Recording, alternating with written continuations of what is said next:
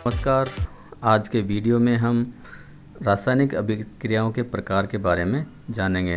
हम जानते हैं कि रासायनिक अभिक्रिया कई सारे प्रकार की होती है, तो इस वीडियो में हम उन सारे प्रकारों के बारे में जानकारी प्राप्त करेंगे। तो पहली रासायनिक अभिक्रिया जो हम बात करेंगे वो संयोजन अभिक्रिया है, और इसको हम योगात्मक और संयुग्मन अभिक्रिया भी कहते हैं। एडिशन और कॉम्बिनेशन रिएक्शन कहते हैं। दूसरी है वियोजन अभिक्रिया, डिकम्पोजिशन रिएक्शन।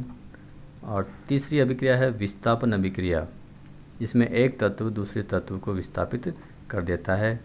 नंबर 4 है द्विविस्थापन, इसमें अभिकारकों के मध्य आयनों का आदान प्रदान होता है, तो इसकी भी हम बात करेंगे आज।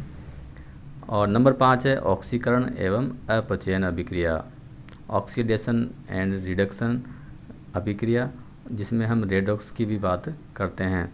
इन 5 मुख्य प्रकारों के अलावा 3 और प्रकारों की हम बात करेंगे। तीव्र एवं मंद अभिक्रिया, फास्ट एंड स्लो रिएक्शन, उत्क्रमणीय एवं अनुत्क्रमणीय अभिक्रिया, रिवर्सिबल एंड इरिवर्सिबल रिएक्शन। और नंबर 8 है ऊष्माक्षेपी एवं ऊष्माशोषी अभिक्रियाओं की भी इस वीडियो में हम बात करने वाले हैं। Exothermic and endothermic reaction. यदि आपने अभी तक हमारा चैनल सब्सक्राइब नहीं किया है तो उसको सब्सक्राइब ज़रूर कीजिए और वीडियो को लाइक तथा शेयर भी कीजिए। मुझे पता है कि इस प्रकार का वीडियो जिसमें इन अभिक्रियाओं को पावर पॉइंट एनिमेशन के माध्यम से समझाया गया है, आपको यूट्यूब पर कहीं भी नहीं मिलेगा। तो पहली जो अभिक्रिया है उसकी हम बात करेंगे वो है संयोजन अभिक्रिया, एडिशन और कॉम्बिनेशन रिएक्शन।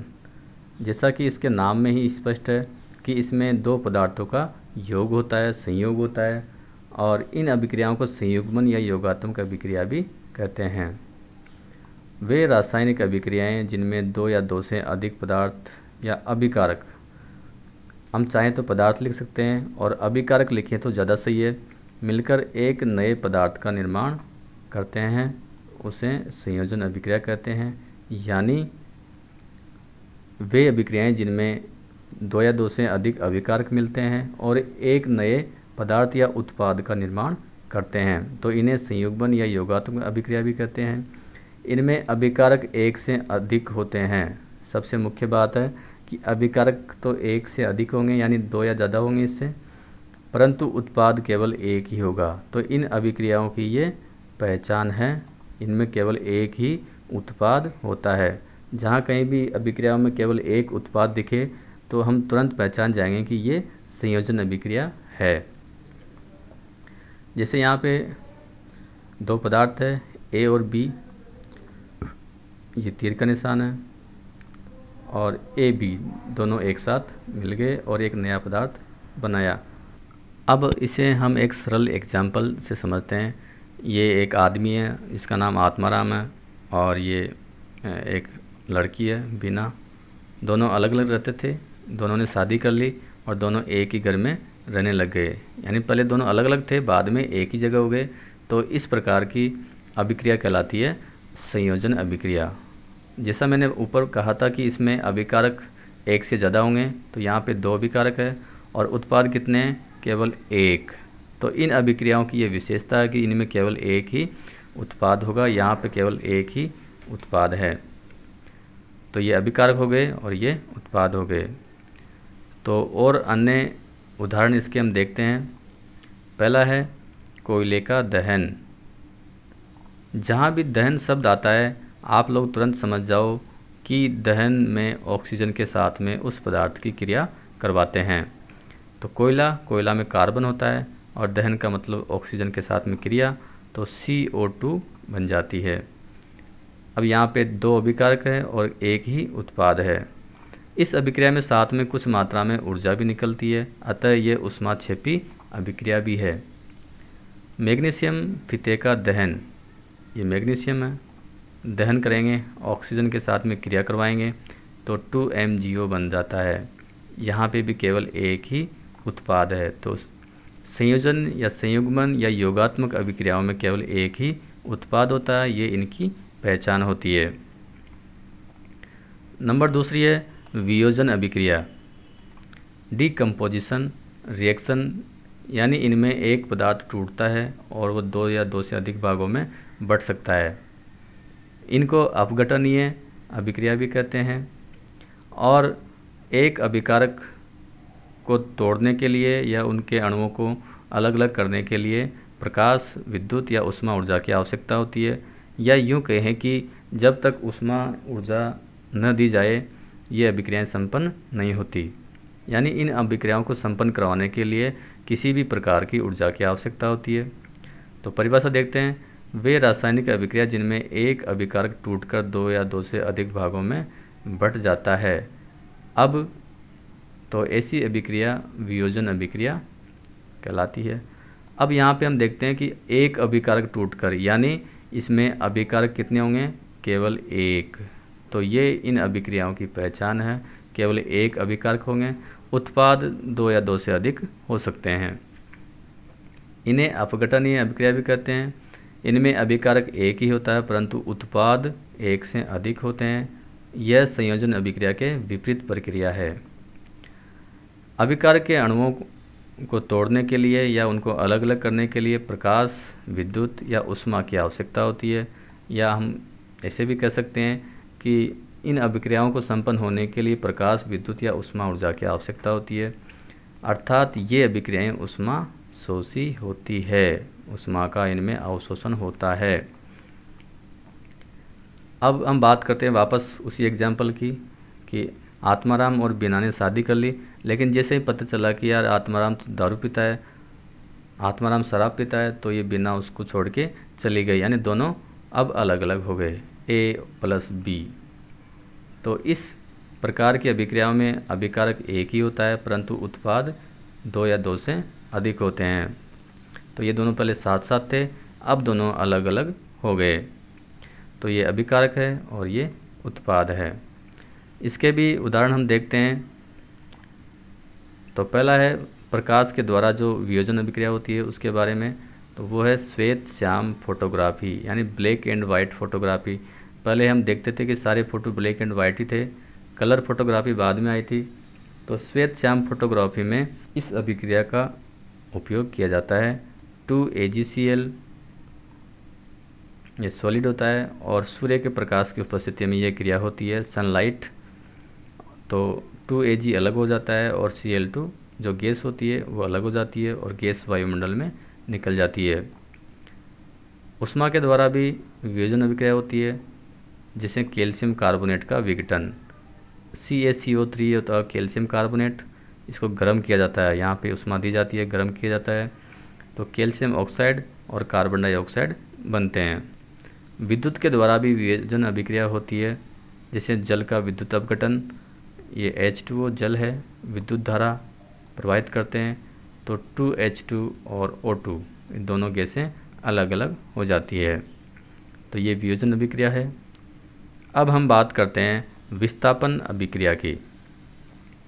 जैसा कि नाम से स्पष्ट है, विस्थापन, इसमें एक तत्व दूसरे को वहाँ से हटा देगा।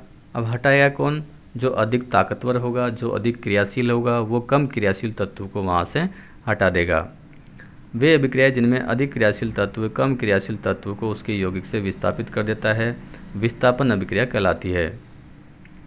तत्वों की क्रियाशीलता के लिए एक श्रेणी बनाई गई है, जिसमें तत्वों को उनकी क्रियाशीलता के घटते हुए क्रम में व्यवस्थित किया गया है। इसे सक्रियता श्रेणी कहते हैं। तो ये सक्रियता श्रेणी है। अब इसकी विशेषता ये है कि इसमें ऊपर की तरफ जो तत्व है वो अधिक क्रियाशील है, यानी पोटेशियम अधिक क्रियाशील है, सोडियम अधिक क्रियाशील है, कैल्शियम इनसे कम क्रियाशील है। बीच में जो तत्व है वो मध्यम, और नीचे वाले जो तत्व है जैसे मरकरी है, सिल्वर, गोल्ड, ये बहुत ही कम क्रियाशील होते हैं और ये प्रकृति में मुक्त अवस्था में भी पाए जाते हैं। तो ऊपर वाले तत्व अधिक क्रियाशील, बीच वाले कम क्रियाशील और नीचे वाले सबसे कम क्रियाशील। तो ऊपर से नीचे की तरफ हम जाएंगे तो क्रियाशीलता इनकी घटती हुई जाती है। अब इस सारणी का यूज ये होता है कि इसमें ऊपर आने वाला कोई भी तत्व नीचे वाले को हटा सकता है। जैसे मान लो हम किसी अणु में हाइड्रोजन है तो हाइड्रोजन को ये ऊपर आने वाले सारे तत्व विस्थापित कर सकते हैं। तो इसका यूज यही है कि ऊपर आने वाला तत्व नीचे आने वाले को उसके यौगिक से विस्थापित कर देता है, परंतु नीचे आने वाला तत्व ऊपर वाले को विस्थापित नहीं कर पाएगा। जैसे जिंक पोटेशियम को विस्थापित नहीं कर पाएगा। तो जैसे एक पदार्थ लेते हैं ए और बी सी, ये दो अभिकारक है, इनके बीच में प्लस का चिन्ह लगाएंगे तो ये तीर का निशान लगाएंगे। अब ए अधिक क्रियाशील है बी से, तो ए बी को वहाँ से विस्थापित कर देगा और क्या बनेगा ए सी, बी बेचारा अलग हो जाएगा। तो अधिक क्रियाशील तत्व कम क्रियाशील तत्वों को वहाँ से विस्थापित कर देता है। अब इसको एक उदाहरण के लिए हम समझें कि एक बिल्ली है, बेचारी रोटी खा रही है। हम मान लेते हैं कि रोटी खा रही है, खाए नहीं खाए वो अलग बात है, लेकिन जैसे ही कुत्ते को मालूम चला वो भागा भागा यहाँ पे आया। अब क्या होगा, जैसे ही बिल्ली कुत्ते को देखेगी तो बिल्ली वहाँ से भाग जाएगी। क्यों भाग जाएगी? क्योंकि कुत्ता अधिक ताकतवर है, अधिक शक्तिशाली है, तो वो बिल्ली को वहाँ से विस्थापित कर देगा। तो कुत्ता खाएगा रोटी और बिल्ली बेचारी भाग जाएगी। अब इस अभिक्रिया को अपन उल्टे तरीके से यदि देखें तो ये इसके अभिकारक है, ये इधर के इसके उत्पाद है। यदि मान लो कुत्ता रोटी खा रहा है यहाँ पे और इधर बिल्ली ने देख भी लिया तो भी बिल्ली क्या कर सकती है? कुछ नहीं करेगी, क्योंकि बिल्ली कम ताकतवर है, कुत्ता अधिक शक्तिशाली है, या यूँ कहें कि यह अधिक सक्रिय है और बिल्ली कम सक्रिय है। तो क्या होगा, ये अभिक्रिया होगी? नहीं होगी। कुत्ते के ऊपर कोई प्रभाव नहीं पड़ेगा और कुत्ता रोटी खा जाएगा, बिल्ली देखती ही रह जाएगी। तो ये अभिक्रिया नहीं होगी।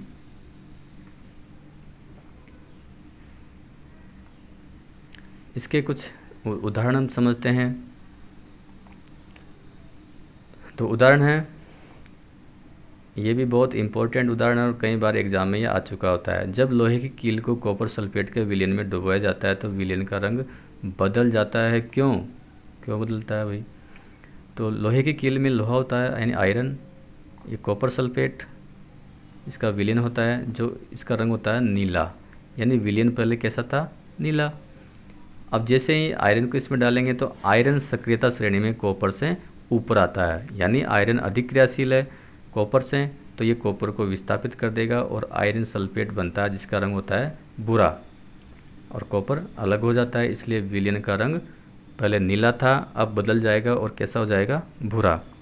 इसी प्रकार सल्फ्यूरिक अम्ल की जिंक धातु के साथ में क्रिया कराते हैं तो Zn + H2SO4। अब हाइड्रोजन के ऊपर आता है जिंक, तो यानी जिंक अधिक क्रियाशील है, तो ये हाइड्रोजन को विस्थापित कर देगा, तो ZnSO4 बनेगा और हाइड्रोजन गैस निकल जाएगी। नंबर 4 चौथी अभिक्रिया की हम बात करते हैं, द्विविस्थापन अभिक्रिया, यानी इसमें दो जगह विस्थापन होता है। यह अभिक्रिया जिसमें अभिकारकों के बीच में आयनों का आदान प्रदान होता है, दोनों परमाणु आयनों का आदान प्रदान कर लेते हैं, या यूँ कहें कि दोनों पदार्थों के बीच में आयनों का आदान प्रदान हो जाता है। जैसे AB दोनों साथ साथ है, CD ये भी दोनों साथ साथ है। अब यहाँ पे आयनों का आदान प्रदान हो जाएगा, A के साथ में आ जाएगा D और C के साथ आ जाएगा B। जो तत्व हम पहले लिखते हैं उसको पहले ही लिखेंगे और बाद वाला बाद में ही लिखा जाएगा। तो A के साथ में D आ गया और C के साथ में B आ गया। इस अभिक्रिया को हम कहते हैं द्विविस्थापन अभिक्रिया। यह अभिकारक है, यह उत्पाद है। अब इसको ऐसे भी हम समझ सकते हैं कि ये B यहाँ आ जाएगा और D यहाँ पे चला जाएगा, आयनों का आदान प्रदान हुआ, तो द्विविस्थापन अभिक्रिया इसको कहते हैं। इसके भी हम उदाहरण समझते हैं। सोडियम सल्फेट और बेरियम क्लोराइड दोनों क्रिया करते हैं, तो बेरियम सल्फेट का अवक्षेप प्राप्त होता है और सोडियम क्लोराइड का विलयन प्राप्त होता है। इस अभिक्रिया में बेरियम सल्फेट का अवक्षेप बनता है, इसलिए इसके अवक्षेपण अभिक्रिया भी कहते हैं। इसी प्रकार NaOH और सल्फ्यूरिक अम्ल दोनों मिलकर सोडियम सल्फेट और जल बनाते हैं। तो इन अभिक्रियाओं में अभिकारकों के बीच में आयनों का आदान प्रदान होता है। अब नंबर 5 है ऑक्सीकरण एवं अपचयन, ऑक्सीडेशन एंड रिडक्शन रिएक्शंस। तो ऑक्सीकरण अभिक्रिया वे अभिक्रिया होती है जिनमें पदार्थ में ऑक्सीजन का योग होता है या हाइड्रोजन की कमी होती है। तो जिस पदार्थ के साथ भी ऑक्सीजन जुड़ती है उसका ऑक्सीकरण होता है। जैसे यहाँ पे कॉपर है और इसकी क्रिया हुई ऑक्सीजन से तो 2CuO बना, तो यहाँ पे कॉपर का ऑक्सीकरण हो रहा है। इसके विपरीत अपचयन वे अभिक्रियाएं हैं जिनमें हाइड्रोजन का योग होता है और ऑक्सीजन की कमी होती है। ये दोनों अभिक्रियाएं एक दूसरे के विपरीत होती है, तो इसे अपचयन कहते हैं। CuO कॉपर ऑक्साइड और CuO + H2, तो यहाँ पे कॉपर के साथ में ऑक्सीजन थी, यहाँ पे नहीं है, यानी ऑक्सीजन की कमी हुई तो इसका होता है अपचयन और जल बाहर निकल जाता है। इन अभिक्रियाओं को रेडॉक्स अभिक्रिया भी कहते हैं क्योंकि ये दोनों अभिक्रियाएं हमेशा एक साथ होती है, यानी ऑक्सीकरण एवं अपचयन दोनों प्रक्रियाएं हमेशा साथ साथ होती है। इनको रेडॉक्स अभिक्रिया भी कहते हैं। रिडक्शन यानी अपचयन का RED और ऑक्सीडेशन का OX मिलके रेडॉक्स बनता है। तो ये दोनों अभिक्रियाएं एक दूसरे के साथ साथ संपन्न होती है, तो इनको रेडॉक्स अभिक्रिया कहते हैं। ZnO + C गर्म करते हैं तो Zn + CO बनता है। यहाँ पे जिंक के साथ में ऑक्सीजन है, यहाँ पे नहीं है, यानी ऑक्सीजन की कमी, तो क्या होगा? रिडक्शन, अपचयन। कार्बन के साथ में ऑक्सीजन नहीं है, यहाँ पे ऑक्सीजन आ गया तो क्या होगा? ऑक्सीकरण। तो दोनों प्रक्रियाएं साथ साथ है, तो इन अभिक्रियाओं को रेडॉक्स अभिक्रिया कहते हैं। वे पदार्थ जिनका अपचयन होता है वे ऑक्सीकारक कहलाते हैं, जैसे यहाँ पे ZnO। साथ ही वे पदार्थ जिनका ऑक्सीकरण होता है वे अपचायक कहलाते हैं, जैसे यहाँ पे कार्बन। नंबर 6 है तीव्र एवं मंद अभिक्रियाएं। कई अभिक्रियाएं ऐसी होती है जो बहुत ही कम समय में नैनो सेकंड में पूरी हो जाती है, और कुछ अभिक्रियाएं ऐसी भी होती है जो बहुत ही अधिक समय लेती है पूरी होने में। तो वे अभिक्रियाएं जो अत्यंत तेज़ गति से संपन्न होती है तीव्र अभिक्रिया कहलाती है, जैसे आयनिक अभिक्रियाएं। सभी आयनिक अभिक्रियाएं बहुत ही तेज़ गति से संपन्न होती है। प्रबल अम्ल और प्रबल क्षार के मध्य जो अभिक्रिया होती है वो 10⁻⁻10 सेकंड में पूरी हो जाती है। जैसे NaOH और HCl की जो अभिक्रिया होती है तो उसमें NaCl और H2O बनते हैं, तो ये 10⁻⁻10 सेकंड में पूरी हो जाती है। दूसरी तरफ वे अभिक्रियाएं होती है जिनको पूरा होने में कई घंटे, कई दिन, कई वर्ष लग जाते हैं, जैसे लोहे पे जंग लगना। ये प्रक्रिया कई वर्षों तक चलती रहती है, तो ऐसी अभिक्रियाएं कहलाती है मंद अभिक्रियाएं, स्लो रिएक्शंस। जैसे लोहा है, ये ऑक्सीजन है, ये जल है, इन तीनों को मिला के जंग का निर्माण होता है, ये जंग का सूत्र होता है। नंबर 7 है उत्क्रमणीय एवं अनुत्क्रमणीय अभिक्रियाएं, रिवर्सिबल एंड इरिवर्सिबल रिएक्शंस। तो पहले हम उत्क्रमणीय अभिक्रियाओं की बात करेंगे। ऐसी अभिक्रियाएं जिनमें अभिकारक क्रिया करके उत्पाद बनाते हैं, ठीक उसी समय उत्पाद क्रिया करके अभिकारक बनाते हैं, यानी ये अभिक्रियाएं दोनों दिशाओं में संपन्न होती है और कभी भी ये पूरी नहीं होती है। ऐसी अभिक्रियाएं उत्क्रमणीय अभिक्रियाएं कहलाती है। अभिकारक एवं उत्पाद के बीच में तीर के निशान के स्थान पर दोनों तरफ अर्ध तीरों के निशान इसमें लगाते हैं। जैसे ये अभिक्रिया है, A और B मिलके C और D बनाते हैं, और उसी समय C और D मिलके A और B बना लेते हैं, यानी इसमें दो अभिक्रियाएं होती है, एक अग्र अभिक्रिया नंबर 1 वाली और एक नंबर 2 वाली प्रतीप अभिक्रिया जो इस दिशा में संपन्न होती है। तो अग्र अभिक्रिया में A और B मिलके C और D बनाएंगे, और प्रतीप अभिक्रिया में C और D मिलके A और B बनाते हैं। उदाहरण हेबर विधि में अमोनिया का निर्माण, जैसे इसमें N2 और H2 मिलके अमोनिया का निर्माण करते हैं। तो उत्क्रमणीय अभिक्रियाओं में दोनों तरफ अर्ध तीरों के निशान लगाते हैं।